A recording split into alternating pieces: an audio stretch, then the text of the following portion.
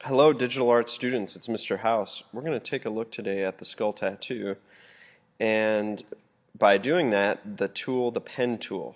We're going to look at the pen tool today, and it's a little difficult at first, but I promise you will figure it out, and it's a fantastic tool to learn.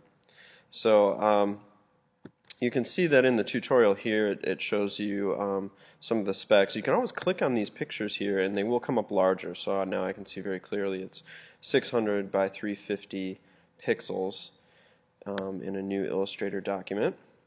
And then here's the pen tool, and then you're setting a fill color and no stroke.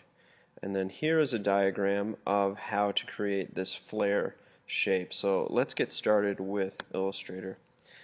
When you first open up Illustrator, it can be a little confusing because unlike Photoshop, it doesn't come up with a blank canvas right away. All you see is a toolbar and this tool panel, but there's nothing else.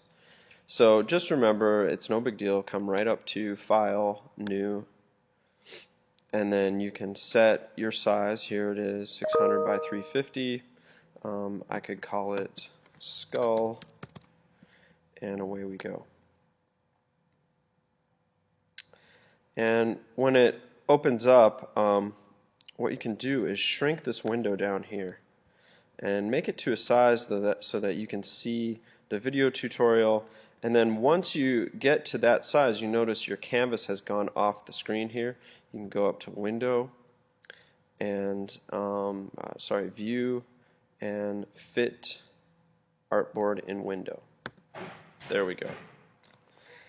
And now what we're going to do is go to the pen tool. And if you don't see this toolbar up here, I want you to go up to this drop menu Essentials. Look around for it. It might not be up here in the right corner. It could be somewhere else. And click Reset Essentials. And now you should see this toolbar here. There are two ways of getting your fill color here and also up here. We're going to set this fill color to a green and then also set this stroke to none. Now I'm ready to click on the pen tool. Here it is. And make sure the pen tool is you don't have one of these options, you just have the regular pen tool. If we look at the diagram, there's 7 clicks it looks like, or 8 actually, to finish the shape. So I'm going to start with this first click over on the corner. And so I click once. And then I just hover over here and I click and hold the button down. And while I'm holding it, I drag down to the right. And you can see as I move this around, if I go out, my curve gets deeper. If I go in, it gets more shallow. I can turn it. I want it just like this. And this fill happens, and don't worry about that. If you look at the diagram, you say, hey, that's not supposed to be green there. Just understand that the computer can only decide what to fill using the information you give it. So right now it thinks that's what you want to fill, but we're not going to do that. So next you hover over here and click again. And you'll notice that because this handle was down here, it caused it to curve. All right. Next, we're going to hover above this point, right about here, click, hold, and drag up to the left. And this little blue line you see is the shape we're creating, even though the fill is not following it yet. I let go, and there it starts to fill. Now things are looking better. Now I'm going to hover above this point, about that much, and click once, and again I get a curve because this handle was here and it's telling it to curve. Now the last thing I need to do is simply close the shape. So I click here, and the shape is closed. To move to the next step, go up to the Selection tool, click on your shape, and then you can go to the next step. Now, I will let you do that. But right now, I want to go over some things that go wrong, because they so often do when you're learning the pen tool. So I'm clicking on the pen tool, and one thing that students might do is they click and drag right away. And now all I get is a point with handles, and it doesn't really do anything. And in fact, if I click again, it predicts a curve that I might not want. So I'm going to hit Command Z or Edit Undo, get back to the beginning, and remember, just click once.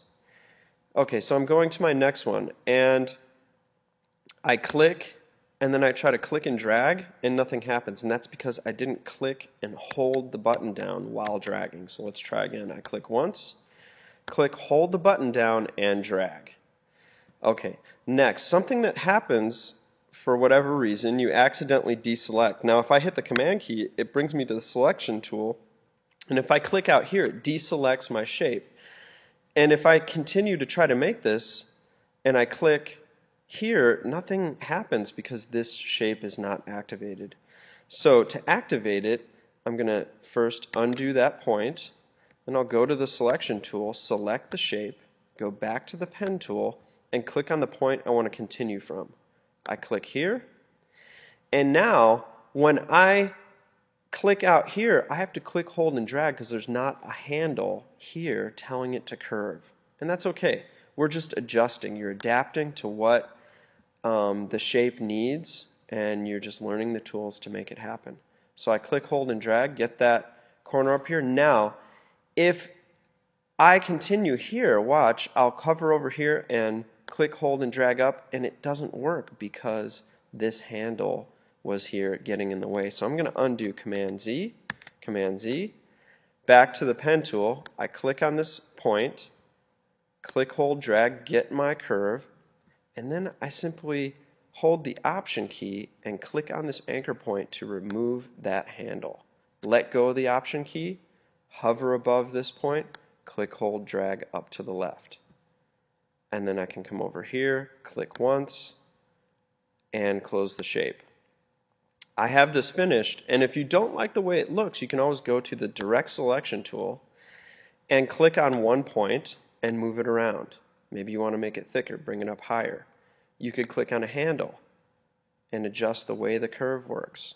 If you want to adjust just one handle, hold the Option key, and it will only adjust one handle so that not both handles move. So it's quite complex at first, but you will get this. Lastly, I'm going to run through the skull, how I do the skull. So in the skull, you'll notice that it's only half of the skull. And in fact, this whole design is only half because when you're finished with one half, you copy it and mirror it to make the other half. So this is the shape we're going to make. And it can seem intimidating at first. I'm going to get rid of this one. And I'm going to move this one over. And we're going to start right here. Now I'm going to click once, and then see this guideline that appears? I'll click again, and now I have this first line, the halfway point of the skull. Now I'm going to come over by the chin. Click, hold, drag, a little bit. Notice I barely pulled it out. Come up here, click, hold, drag, just a little bit. Come over here, click, hold, drag, again, click. And there I accidentally just clicked once, that's okay. We'll add another curve here, and we'll come out to the wider point of the skull, and then come all the way to the top to finish the shape. And I'm not just going to click once, I'm going to click, hold, and drag, and it'll help make the top of that skull. Now granted, this skull looks like one that you would find in a Roswell alien maybe, so I might adjust it. I'll click on this point with the Direct Selection tool, the white arrow, and move it in. Maybe I want to bring this one out a bit. Okay, so that's the skull.